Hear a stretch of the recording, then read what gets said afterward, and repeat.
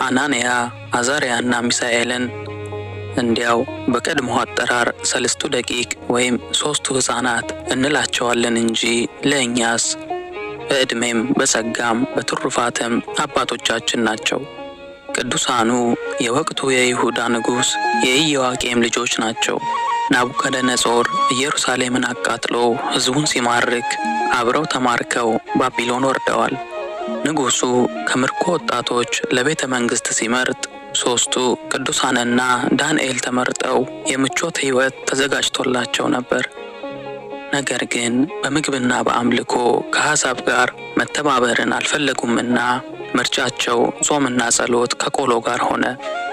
ምንም እንኳን በቤተ መንግሥት ውስጥ ቢኖሩ፣ ምንም የነገሥታት ልጆች ቢሆኑ ለእነርሱ ከእግዚአብሔር ፍቅር የተሻለ አልነበረምና በጥሬ ቆሎ ተወስነው ኖሩ።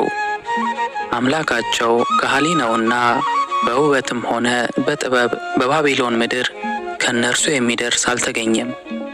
ንጉሡም በባቢሎንና በአውራጃዋ ላይ ሾማቸው። ስማቸውንም በአማልክቱ ስም ሲድራቅ ሚሳቅና አብደናጎ አላቸው። ከነገር ሁሉ በኋላ አሕዛብ ቀንተውባቸዋልና የክፋት አዋጅን አሳወጁ። ናቡከደነጾር 60 ክንድ ቁመት ያለውን የወርቅ ምስል አቁሞ ስገዱ ቢላቸው አይሆንም በማለታቸው ተቃጥለው እንዲሞቱ እሳት ተፈረደባቸው።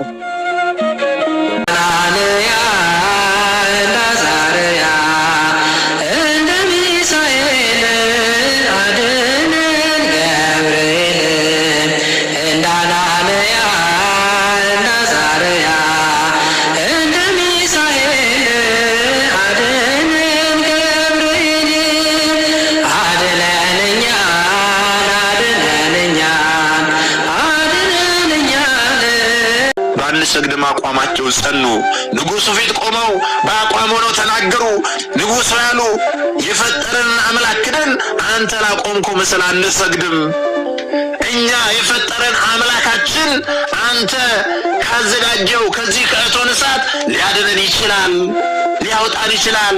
ነገር ግን እግዚአብሔር አምላክ ባያድነንም እንኳን በዚህ በእቶን እሳት ውስጥ ግዳጃችንን እንድንፈጽም ፍቃዱ ከሆነ እንኳን እንቃጠላለን፣ እንሞታለን እንጂ አንተ ላቆምከው ምስል ዓይን እያለው ለማያይ፣ እግር እያለው ለማይሄድ፣ እጅ እያለው ለማይዳስስ፣ ጆሮ እያለው ለማይሰማ፣ አፍ እያለው ለማያወራ፣ ለማይናገር ለዚህ ጅዳ ለሆነ ጣዖት አንሰግድም አሉ። እዚህ ጊዜ ንጉሡ እጅጉን ተበሳጨ፣ ተቆጣ፣ ተናደደ። ወገኖቼ ቀድሞ ሲነድ ከነበረው እሳቱ 7 እጥፍ ጨምሮ እንዲያነዱ አዛቸው። ማር፣ ቅንጭብ፣ ቁልቋል የመሳሰሉትን እንጨቶች እንዲጨምሩበት አዛቸው። ከዚህም በኋላ ያን ሁሉ ጨምሮ የተባሉትን ነገር ወታደሮቹ ሲጨምሩበት የእሳቱ ነበልባል ወደ ላይ 49 ክንድ ያህል ከፍ አለ፣ ተንቦገቦገ፣ ነደደ። ያን ጊዜ ያንን የእሳት ድምፅ ሲሰሙ ያንን እሳት ወደ ላይ የሚነደውን ሲያዩ ሲመለከቱ ይፈራሉ፣ ይደነግጣሉ ብለው ጠብቀው ነበረ።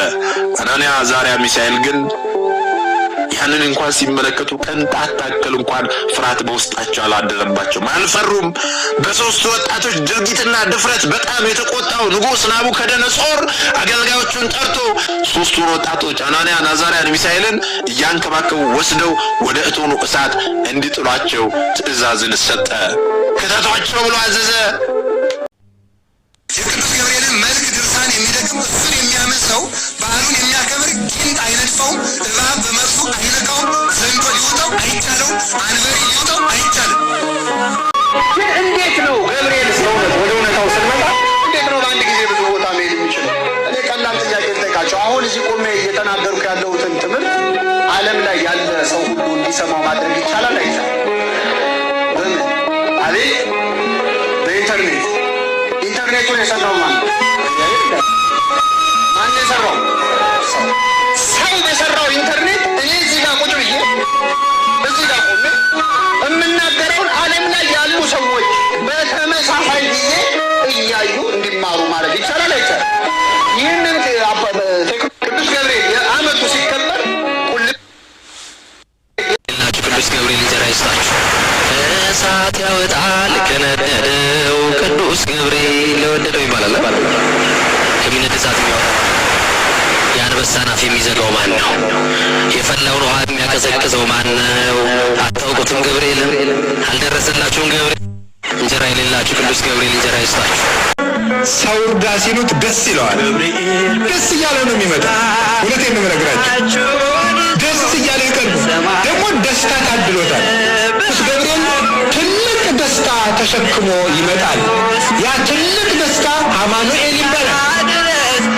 እነሆ ትወልጃለሽ፣ ስሙን አማኑኤል ትይዋለሽ። አማኑኤል የሚለው ስም ተሸክሞት የመጣ ቅዱስ ገብርኤል ነው።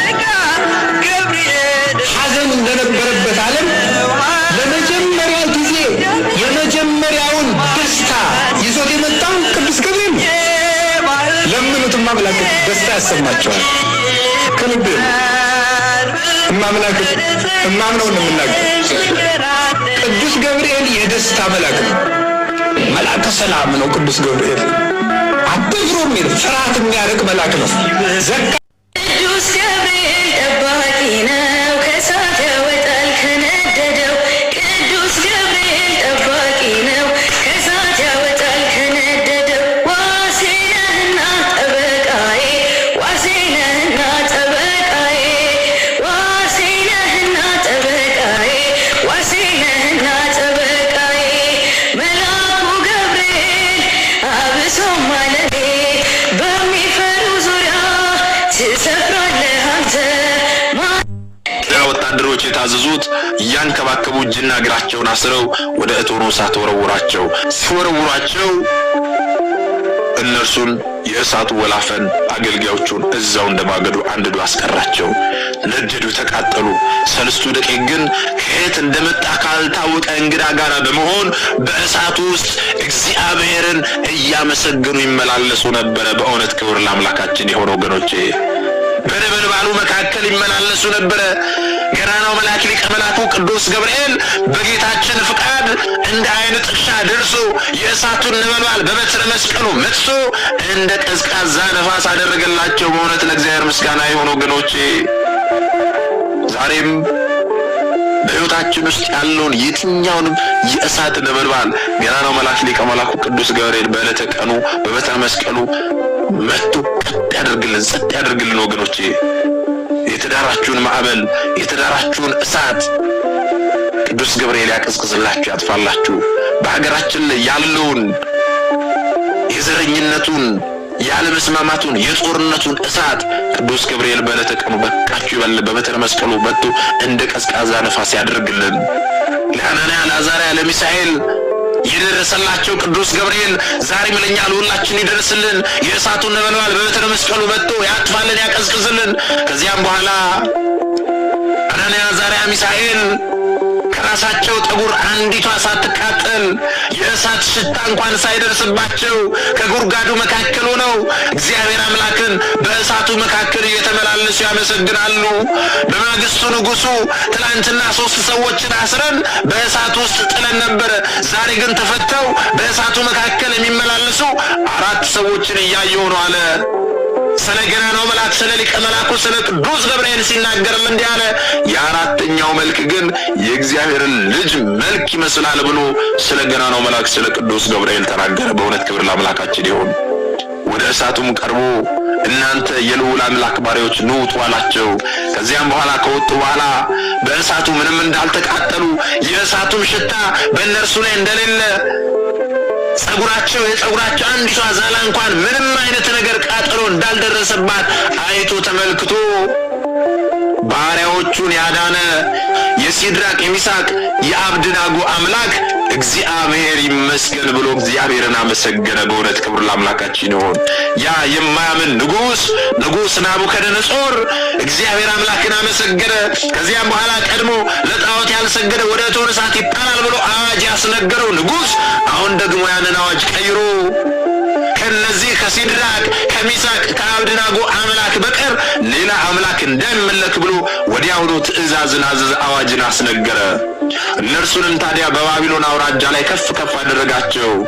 ታኅሳስ 19 ቀን የቅዱስ ገብርኤልን ዓመታዊ ክብረ በዓል ስናክብር እግዚአብሔር አምላክ በቅዱስ ገብርኤል ላይ አድሮ ያደረገልንን ነገር እናስባለን፣ እናክብራለን፣ እንዘክራለን።